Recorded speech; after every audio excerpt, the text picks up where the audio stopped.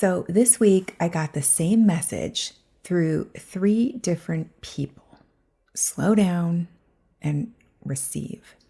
Mike was the first one to say it to me. My husband told me I need to completely unplug. Then one of my coaches said it to me during our session. Then I heard it on a webinar recording from David Guillaume as part of this group I'm in. And every single time it was the same message. The less you do, the more you're going to make.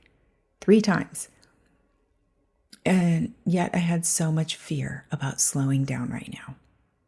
But I have learned that when I get a message repeated to me, I listen. Welcome back to the bet.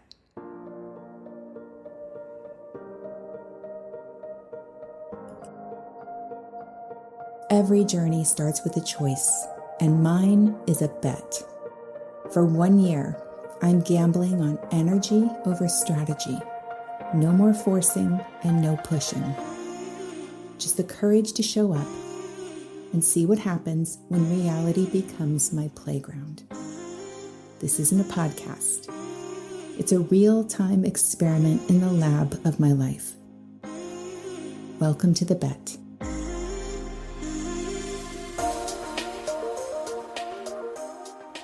So after the 3rd time I heard, maybe think about slowing down, I finally got it. It all ties back to the hermetic principle of gender, masculine and feminine energy, maintaining that balance between the two. How much are we pushing, forcing, doing, versus how much are we receiving, flowing, being open to what comes our way? I tend toward the masculine. A lot of people interested in business, I think, are also like this. The action feels good. The doing feels productive.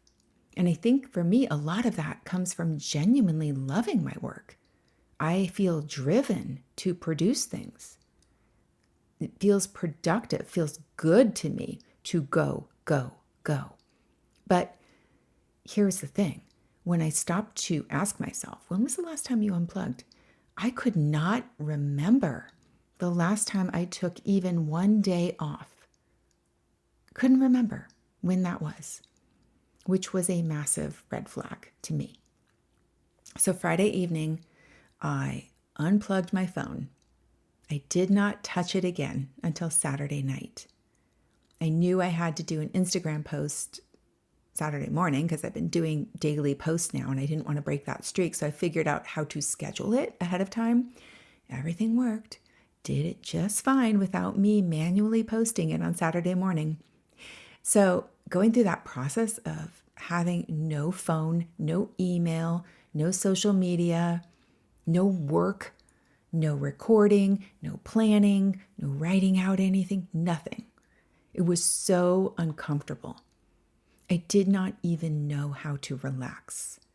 And I couldn't think of even one thing to do, not one thing that sounded fun or relaxing or enjoyable. That's the place I was in. I couldn't think of a book I wanted to read or music to go listen to or a movie to go watch. Nothing sounded appealing. So I ended up taking a drive because we're in the middle of some rainstorms right now here in Arizona, and the clouds were magnificent. Anyone who knows me knows I'm a sucker for clouds. Cloud formations just move me in a way that few things can. Opened up the sunroof, took a drive out into the desert, spent some time thinking in silence, just being in awe of nature and the clouds, and cultivating that feeling of wonder and awe at the vastness of space. It is like a drug for the brain, biochemically speaking. I've been getting so much meaning from my work. I find it very meaningful, the work I do, but I haven't been creating space for anything to return back to me. And something interesting happened. When I finally checked my Instagram account, after a day and a half of being offline, I had 8 new followers. That does not happen for me, not in one day, especially when I'm not really posting anything.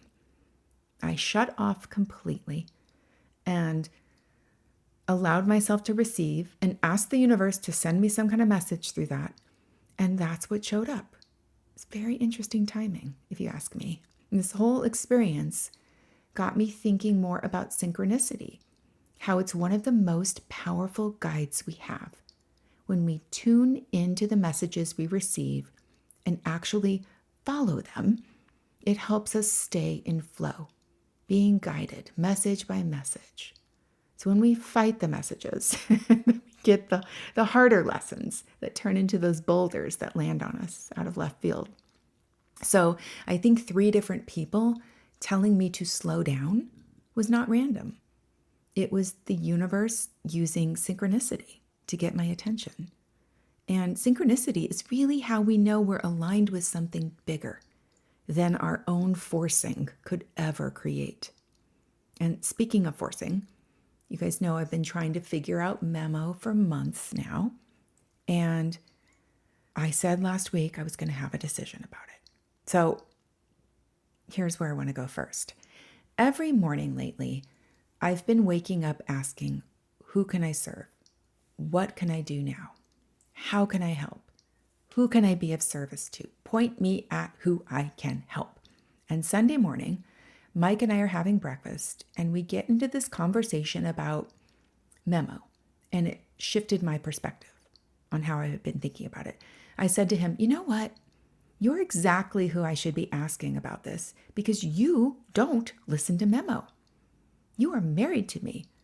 Maybe you've listened to a couple episodes that I told you about, but you don't use this product. You don't necessarily see the point of using it. So what do you even think it is? I asked him. What's your concept of MEMO? And he didn't get what it was for. This human who's in my life more than anyone else doesn't understand what the product is about. So he said, give me an example of what it does. So start explaining it on a neural level, like the neuroscience behind it. And he stops me. No, you got to start at level 1. I don't get all that. And I don't think a lot of people get that either.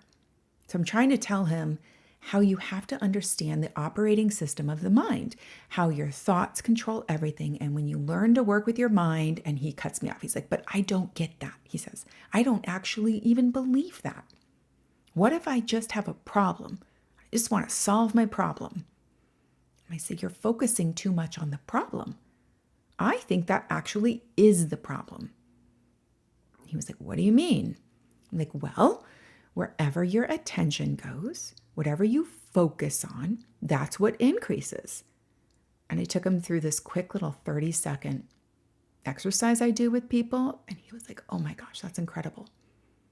It's designed to show him that anything we focus on, that's what you get more of, more awareness of. So when we focus on our problems, we get more awareness of the problem, of the pain we find ourselves in.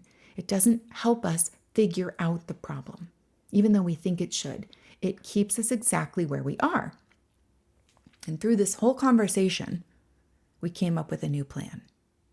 He had this idea that I should be doing weekly webinars. He's like, what about webinars? So I hadn't thought of that before. And I was like, well, I don't know that I want to go on this big old webinar, especially not weekly. Maybe if they could be short, just like memos are, short webinars that actually show the value. So that's what we're going to do. Mike's going to help me set it up because it's technologically intensive and I really don't have the interest or the bandwidth in learning more tech support right now. So I told him he is officially employee number 001 and he's got to get his ass on this. So he is responsible for setting that up. I'm responsible for coming up with the webinar, but he's going to do all the back end tech to get that going. Then he says, on top of that, I think the real value is people getting to talk to you about something. That's where you shine. You should offer some type of phone call with everyone who joins. And my immediate reaction was, no way. That's not sustainable. I had resistance, full force right there. I was like, what if 10 people join in one day? I cannot give away 10 calls. We need to be thinking about the sustainability of this. And he just called me on it. He was like, why are you being so resistant? You just told me 10 minutes ago when you were going through your whole spiel how resistance is where you should actually look for the thing that might crack something open. I was like, oh my God, you're right. Using my own teachings against me, but he's right. I was very resistant to how he presented it. I was too focused on the actual nuts and bolts of what he was saying. Give away free coaching calls. But it doesn't have to be like that. That's not what it is. The concept itself is actually brilliant because people need tools to be able to use MEMO effectively. So if I guide them through specific audios first and help them identify the exact beliefs they're going to be working with, then they can bring that to a 30-minute intensive. And it can be incredibly targeted, incredibly powerful. Plus, I'm going to get some really good data on what it is that my audience needs. What is it that they're getting stuck on? Because I want to be of value to the problems they're actually having. So we're going to try it. Never tried anything like this before. I'm going to also try it with my upcoming podcast tour. Think it could be really powerful. So this whole conversation with Mike brought up something else that I have been struggling with, which is this whole approach to marketing that just does not sit right with me. Earlier this week, I had this realization that I captured in a voice note that has been brewing in the background of my mind for a while. Something about marketing that really bothers me, and I talked about this with my coach on my Tuesday business call, is that effective marketing is supposed to poke at people's pain in order to get them to buy. And that's what effective, excellent marketing does. It pokes at your wounds, reminding you of where you hurt so that you start seeking action, start seeking a remedy for that pain. And you're going to hand over your money to do that. And to me, that feels emotionally manipulative to make people hurt bad enough to move them toward fixing something. And it hit me. Why does that bother me? I've had several coaches tell me, you're thinking about it the wrong way. You realize you're helping people. You're offering them the solution. It's like, yeah, but I don't need to aggravate the pain to sell them a solution. I don't want to be the person who contributes to perpetuating this cycle of feeling like there is always something to fix. I don't want to be a part of the manipulation that says you have a problem and you need to be in enough pain to pay me to fix it. I want the people who are thinking, I can see the potential here and I'm hungry to see what I'm capable of. I want to go toward that. Not trying to move away from my pain. I see what's possible and I want it. I desire it. That's what I want to move toward. And when I think about that, I come alive inside. Why do I want to attract people who think they're broken? None of us are broken. And I'm sure there are plenty of other people who are very good at working with that, but that is not my gift. My gift is leading people toward what they're capable of, what their potential and their possibility holds for them. That's what fires me up. And that's what my messaging needs to get crystal clear on. And while I'm getting clear on messaging, I still need data on whether MEMO itself resonates. So that brings me to what happened with my coach on Tuesday. Tuesday's call was about MEMO, and I said this last week that I was going to come out of that meeting with a decision. No more pending energy. But it turns out we're still pending. But not because I'm waffling. It was because when we looked at the data together, there wasn't enough data to make a decision. I haven't actively tried to sell it enough to get data. And I also haven't spoken to people who considered buying it but didn't in order to figure out why. We don't know if it's that they don't understand it or if they don't think they'd use it or if it seems too complex or what is the reason behind it? Or is it because my audience is so small and everyone in my world has already seen it and the people who are going to buy it have bought it? And so we need to expand the audience. We don't have the data. So we're in a holding pattern, but it's an active holding pattern. It's not that I'm not making a decision. I am moving into data collection mode.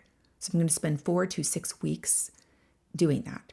And then we will have some data to work with, to move forward through some kind of action with our own analysis of the data. Overall, I think this week has showed me something really important. Big answers come when I stop forcing them. Mike could see what I couldn't because he's not in the thick of it. Also, that clarity on how I feel about pain points came after I released my own grip on how marketing is supposed to work. And the Instagram followers fell in my lap when I disappeared from the platform. Having this podcast is keeping me moving forward in ways I did not expect. It is helping me think throughout the week in ways that I wouldn't have normally done. Because I know I have to show up here every Tuesday with something real to report. It changes how I process everything that happens to me. I think about it from the perspective of what's my next step? What am I going to talk about? Taking action, I'm moving myself forward. The MEMO webinars, the 30-minute intensives, the data collection, it's all movement. But it is movement that came from taking a pause, from listening to the message that said, slow down, slow down, slow down. Yes, I had to hear it 3 times. But that's kind of how synchronicity works. You got to hear it at least a couple times in order to pick it up. I really also highly recommend that people do something like this. Some kind of weekly accountability that forces you to see your patterns, to celebrate your movements, and to catch yourself when you're in a forcing mode or when you're not taking action, one or the other. So week 6 taught me that the push needs the pause. I need both to actually create some kind of momentum. You can't just exhale forever. You can't just inhale forever. You need both. It's a cycle. I've been trying to force MEMO to work through my own understanding of it. But ironically, Mike, who doesn't understand it at all, gave me a big breakthrough. Sometimes the answer comes from the person who doesn't even know the problem. So I am learning to slow down and to speed up simultaneously. I'm slowing down the forcing and I'm speeding up the experimenting. Less thinking about what might work and more trying things to see what does work. So next week I will report back on how these first experiments go. We'll see how far we get with this whole webinar system. I know nothing about that world. And we'll see whether people respond to it. And what happens when I actually talk about MEMO consistently. I'm going to be doing that on my Instagram stories. So the bet continues, the documentation continues, and now the receiving is going to continue too. Having a whole lot more fun sharing this all, knowing somebody's out there listening. So thank you for that. Now go bet on yourself.